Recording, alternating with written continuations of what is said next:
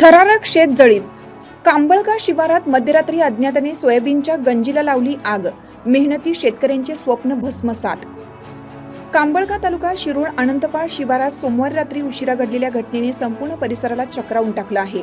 मौजे थेरगाव येथील रहिवाशी मिटकर व्यंकट गोविंद व मिटकर सुभाष गोविंद या दोन्ही भावांच्या शेतातील सोयाबीनच्या बनिमी अज्ञात व्यक्तीने रात्री 10:30 वाजण्याच्या सुमारास पेटवून दिल्या.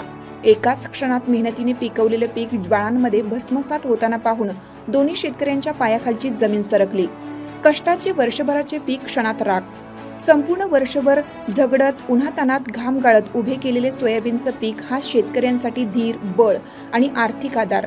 परंतु रात्री उभ्या शेतात अचानक उठलेल्या ज्वाळांमुळे हे कष्ट पलक झपकता राखेत परिवर्तित झालं. दोन्ही शेतकऱ्यांचे 100% नुकसान झालं असून त्यांच्यावर आर्थिक संकट कोसळलं आहे. डोळ्यासमोर पीक जळताना शेतकऱ्याचे हृदय पिळवटले. जळणाऱ्या बनिमींच्या आरोळ्या आणि धगधगत्या ज्वाळांसमोर हे शेतकरी धाय मोकलून रडत उभे होते. कष्टाने उभे केलेलं पीक अशा निर्दयी पद्धतीने जाळताना पाहून त्यांच्या मनाची झालेली तगमग शब्दांतीत होती. परिसरातील शेतकऱ्यांमध्ये संताप व भीती. या घटनेची माहिती मिळताच आजूबाजूचे शेतकरी घटनास्थळी जमा झाले.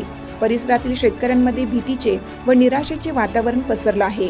असा प्रकार कोण करत आहे? शेतकऱ्यांना लक्ष करून अशी घृणास्पद कृत्ये कोणी का करावीत, असे प्रश्न उपस्थित होत आहेत.